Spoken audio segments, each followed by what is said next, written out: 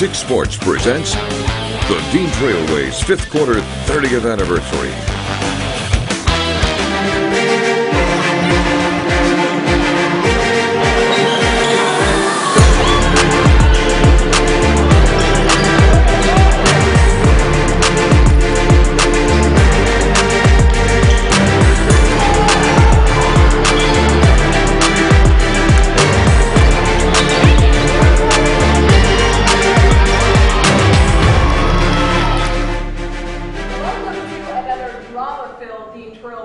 Quarter. It's safe to say we've reached the point of the hoop season where teams are starting to establish who's who of their respective leagues. As always, we thank you for making us the most watched high school sports show in mid-Michigan. I'm Audrey Dahlgren. I mean, Chris, who wouldn't want to watch us? Much like our big game tonight, it was must-see TV. Charlotte welcomed in Ionia, or Ionia welcomed in Charlotte. Let me flip that around. We're first place in the CAAC White on the line. It also means the student section at Ionia was the place to be because the Bulldogs needed every bit of their energy with Braden Hill and the Orioles in town. Hill went into his bag of tricks early on, the steal and then the ring around the rosy. Went for 2 of his team-high 16 points. He is one heck of a player, that's for sure. This was a back-and-forth game all night long. No one led by more than 5 points. Ionia's Lance Atkinson is left open in the corner to help Ionia take a 3-point lead into halftime. Second half now, the Orioles were making plays all over the place. 6'6" Caleb Hull drops a dime to Ben Buzzard for the slick 2 down low. Charlotte trailed by 1 in the 4th quarter, but Cutler Brandt decided to end that narrative. This was his first of back-to-back threes to give the Orioles the lead. We went to overtime, tied it 43. That reaction says it all, and Ionia came up with some clutch shots. Behind the arc, Miles Gregory is cash money. The senior had 14 points and puts the Bulldogs up 4. It was a 2-point game with less than 30 seconds remaining. The play of the night right here. Atkins down low, gets the rebound off the missed free throw and goes back up with it to make this a 2-possession game. Atkinson had 22 points, and Ionia hangs on to beat Charlotte in overtime, 49-45. So what was the key to staying perfect this season, Scott? I think our defense, even though it probably didn't show today, we gave a lot of runouts to them, but I think our defense has been our staple. I still got to clean up the rebounding. But I think our defense has been the strength. And then I think our leadership has been great, too. The game as close as that, how did you guys stay so locked in and keep your composure, not let the lead maybe they had get too big? Just as older guys, as seniors, we need to keep our players ready. And for those moments, we're ready. We're greatly coached by Coach Swinehart, and that's what makes us great. Absolutely. Continuing our tour in the white, Lansing Sexton hosting Portland, and with both of these teams only having 1 loss in the league, a dub tonight was crucial to keep pace with Charlotte and Ionia. Keyshawn Somerville directing traffic so he can create some space for a jumper, and it falls right into the net. Portland's tough though, man. Dominic Navarro uses his speed to get to the rack, but it rolls off the rim and in Danton Morales' hands, and now we're going to go. This possession keeps going. Mark Nobis says to himself, 3rd time's a charm, right? And he nails it, but leave it to Somerville to work his magic. He's hot to trot from downtown. J-Dubs gets the dub at home, 48-43. And over in Cougar country, the Lansing Catholic boys welcomed Eaton Rapids to town, and the Cougars were on the prowl for their first win in the white. First half, Dante Parker is going to spin away from the defender and goes up against 3 defenders down low. It was no problem for him, though, as ER went up early. Nice ball movement now from the Cougs as Patrick Cotter feeds DJ Rowley down low, who would take care of the rest. The Greyhounds had a response. Braylon Nobach drives and pulls up to keep ER in front. Lansing Catholic had a response of their own now, and Luch Garazi, nothing but net from downtown. He had a team-high 20 points.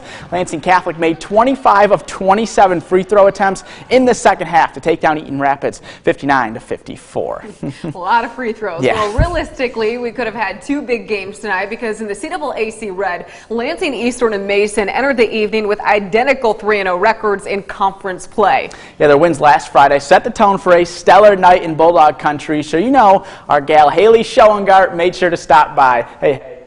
Hey friends, happy 5th quarter Friday to both of you. Well, the Mason student section was in full relaxation mode tonight with their island theme, but there was a lot on the line, so you know there were 3 groups of people who were feeling a little pressure. And those groups would be both the teams and myself. As much as I know the world would love a few clones of yours truly, the technology just isn't there quite yet, so I was a tad late to the party. When I arrived, just a few minutes were left. Mason had the 17-point lead and it would continue to grow. Levi Stambaugh finds the lane, he hits the gas, and he'll go ahead and pass it off to the 6'8" senior Austin Stone, who does the rest. Mason claims the top spot in the CAAC Red, topping Lansing Eastern 67-47 the final. And how does that sound, Lee? We were shorthanded again tonight and got even more shorthanded. We lose another kid, so I thought offensively we were really good tonight. We shared the ball and showed what type of team we can be. So any league win is great. These guys were 3-0 in the league, so now to kind of control our own destiny right now, that's big. Oh, it's huge. Well, both St. John's and Hazlitt were looking to get back in the win column tonight. The Red Wings making their presence felt early. Logan Schroeder comes off the screen, and it is money from downtown. Then, in transition, Carson Peters flips it to Anthony Dupois, who lays it up and in with ease, just like you in your rec league, right, E? Oh, yeah. Hazlitt fighting a good fight with its textbook pick and roll. Eric Hardy off the glass for 2, but St. John's brought it tonight. Dupois drives and gets the tough shot to fall. The Red Wings roll to victory 60-49. All right, we've reached the point in the show already where we need to take a quick water break, but when we come back, it's the ladies' time to shine. And not only are we going to check in on the red-hot Dansville girls, but this was the night Grace Whalen and her East Lansing Trojans. Could they get back in the win column? It's all coming up when we see you next on the Dean Trailways 5th Quarter.